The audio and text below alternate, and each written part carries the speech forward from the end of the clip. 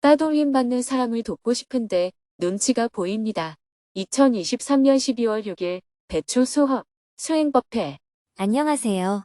오늘은 평화재단 송년 워크숍 2일째 날입니다. 스님은 새벽 기도와 명상을 마친 후 평화재단 송년 워크숍에 참석한 분들과 인사를 나눈 후 함께 아침 식사를 했습니다. 어제 토론한 내용에 대해 간단한 평가와 더불어 소감을 나누었습니다. 식사를 마치고 인사를 나눈 후 민족화해센터를 나와 두북수련원으로 향했습니다. 차로 5시간을 달려 오후 2시에 두북수련원에 도착했습니다. 오늘부터 3일 동안 김장을 한 후 주말에는 두북수련원에서 김장축제가 열립니다. 이 시기에 맞춰 법사교육을 받고 있는 화원반 행자님들도 일체해장 수련을 하기 위해 두북수련원에 도착했습니다. 화원반 행자님들이 먼저 밭에 들어가서 배추 수확을 하고 있었습니다. 스님은 서둘러 점심을 먹고 밭으로 달려갔습니다. 아이고, 죄송합니다. 늦었습니다. 2줄은 수확했고 스님이 수확할 2줄은 남겨두었습니다. 행자님들은 스님에게 삼배로 인사를 한 후 배추 수확을 계속했습니다. 이야, 배추가 정말 크고 좋네요. 속이 꽉 찼어요. 11월에 영하로 떨어지는 날이 계속 이어져서 배추의 겉잎이 얼었다가 녹으면서 많이 상했습니다. 먼저 스님이 칼로 배추의 뿌리를 자르고 그 자리에 눕혀놓고 지나갔습니다.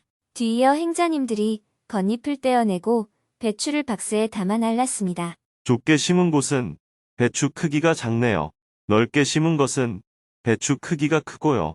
내년에는 간격을 모두 넓게 심읍시다. 그래도 배추의 크기가 아주 크고 속이 꽉 찬 것이 많았습니다.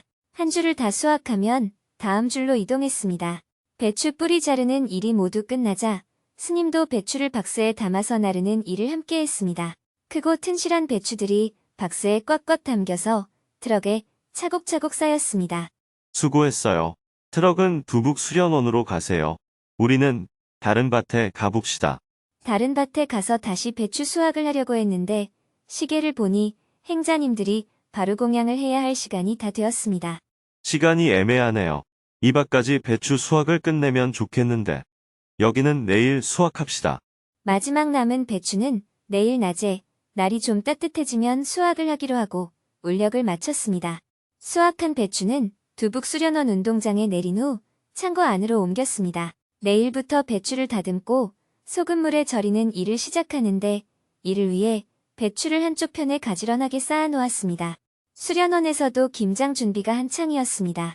늦은 저녁까지 봉사자가 가마솥에 물을 끓여 배추를 절일 소금물을 만들고 있었습니다. 김장을 할 준비를 모두 마치고 나니 해가 저물었습니다. 저녁 7시 30분부터는 수행법회 생방송을 시작했습니다. 정토회 회원들이 모두 화상회의 방에 입장하자 스님이 인사말을 했습니다. 요즘 날씨가 많이 풀렸습니다. 11월 중에 한겨울 같은 추위가 몇 번 오더니 지금은 오히려 날씨가 풀려서 제가 있는 이곳 두북수련원은 매일 낮 기온이 20도 이상 올라간다고 할 만큼 봄날 같은 날씨입니다. 기온이 오르락내리락 하네요. 지난 주말에도 여러분들이 으뜸절에서 여러가지 봉사활동을 해주셨는데요. 두북수련원에서는 이번 주 주말에 김장축제를 합니다. 원래는 김장축제를 할 때 무도 뽑고 배추도 뽑는데 올해는 날씨가 11월 말에 너무 추워서 무는 미리 수확을 했습니다. 배추도 어제와 오늘에 걸쳐서 거의 수확을 다 했습니다. 내일부터는 배추를 다듬어서 절이고 모레는 김치를 담고 주말에는 김장축제를 할 예정입니다. 김치뿐만 아니라 농사지은 쌀과 콩, 밤 등 몇 가지 작물들도 내어서 놀이삼아 축제를 하려고 합니다. 두북 농장에서 더 다양한 농산물을 많이 생산해내어 전국적으로 나누어 드리면 좋겠는데 아직은 공동체가 자급자족하는 수준에서 조금 더 여분이 남는 상황입니다. 올해도 김치를 많이 담으려고 배추를 8,000포기나 심었는데 6,000포기가 진딧물로 인해 버려야 했고 2,000포기 남짓 수확을 했습니다. 이 소식을 듣고 어느 분이 2,000포기를 기증해 주셔서 올해는 4,000포기로 김장축제를 하게 되었습니다. 농사를 짓는 이유. 여러분들이 봉사를 더욱더 정기적으로 해주시면 농사의 양을 조금 더 늘리겠는데 아직은 농사를 담당할 인력이 적어서 역부족입니다. 어제 공동체 지부와 회의를 했더니 농사를 늘리기보다는 오히려 줄이거나 휴경지를 만들어야 한다는 제안도 있었습니다. 저희가 농사를 짓는 이유는 내가 먹는 것은 내가 생산한다 하는 의미도 있고 가능하면 건강과 환경을 생각해서 농약이나 비료를 아예 안 치거나 적게 쳐서 안전한 먹거리를 생산하자는 의미도 있습니다. 특히 요즘은 농산물에 여러 가지 화공약품을 많이 사용해서 암과 같은 질병의 발병률이 예전보다 높아졌습니다. 그래서 미래에는 안전한 먹거리를 생산해 보자는 목표를 갖고 농사를 시작했습니다. 물론 아직 갈 길이 멉니다. 저는 지난 주말에 추운 겨울 어렵게 사는 사람들을 위해서 길벗과 함께 연탄 지원 봉사를 했습니다. 먼저 영상을 보고 나서 대화를 나누겠습니다. 주말에 으뜸절에서 회원들이 실천활동을 한 모습과 스님이 애광원에 배추를 전달하고 길벗과 함께 연탄 나눔 봉사활동을 하고 온 모습을 영상으로 함께 보았습니다. 정토회에서는 내년 6월 13일에 한반도 평화와 국가 발전을 기원하는 국민대법회를 열기로 했습니다. 앞서 정토회 대표님의 발표가 있었기에 스님이 국민대법회의 취지에 대해 다시 한번 설명을 해주었습니다.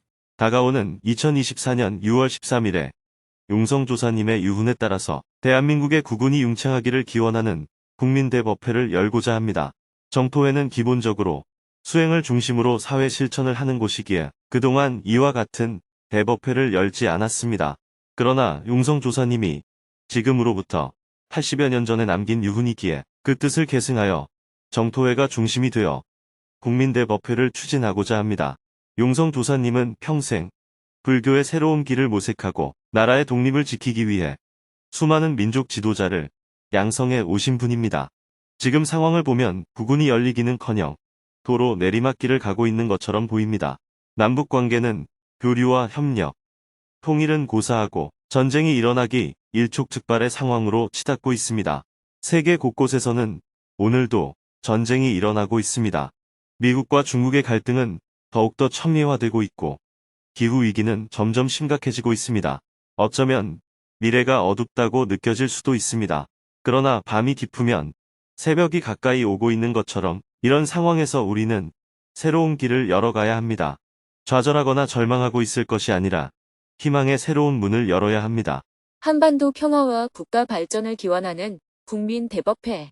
그래서 정포회에서는 내년 6월 13일에 용성조사 탄생 160주년을 맞아 용성조사의 탄생지인 중림정사에서 1만 명의 대중이 참가한 가운데 대한민국의 국운 융창을 발언하는 국민대법회를 열고자 합니다. 비단 정포회 회원뿐만 아니라 각계 인사들이 참가하도록 해서 남과 북의 평화와 통일 그리고 국내 정치가 화합할 수 있는 새로운 길을 열어보고자 합니다.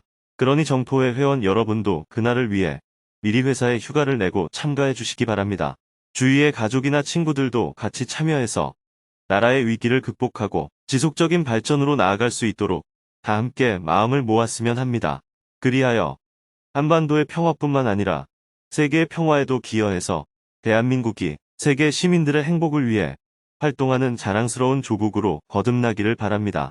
저는 대한민국이 한류 열풍과 같이 세계의 많은 사람들에게 사랑받을 수 있는 대한민국이 되었으면 합니다. 나아가 통일된 코리아가 되면 더욱더 좋겠죠. 이런 바람을 담아서 열리는 국민대법회이니까 많은 분이 참여해 주시기 바랍니다. 이것은 우리 민족의 지난 100년의 한을 풀어가는 길이고 나아가서는 고구려, 발해 멸망 이후 1000년의 한을 풀어가는 길입니다.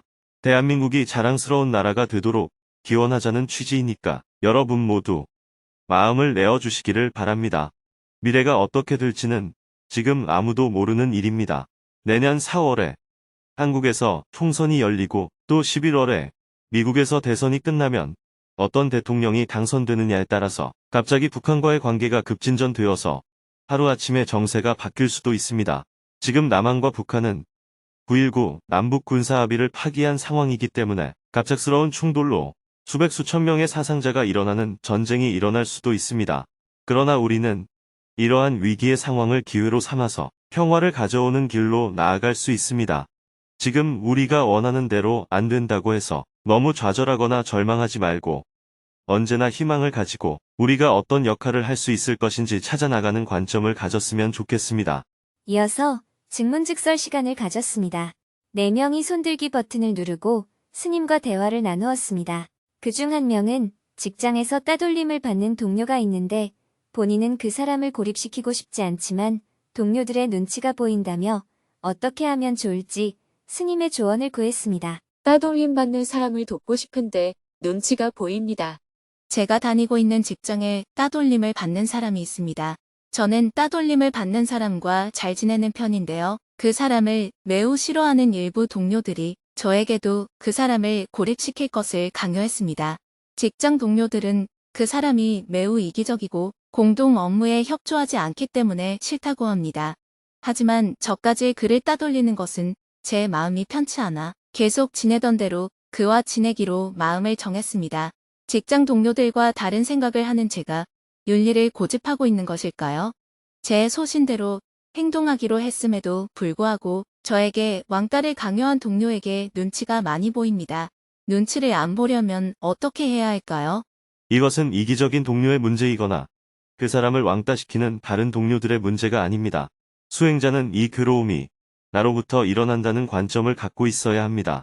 모든 것은 나로부터 나아가 나에게 돌아온다는 것이 수행의 관점입니다.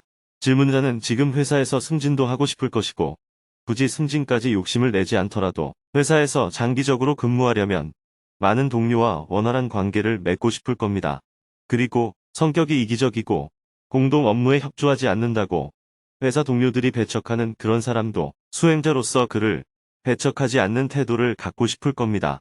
그런데 두 가지는 동시에 가질 수가 없어요. 둘 다를 가지려고 하기 때문에 고민이 되는 겁니다.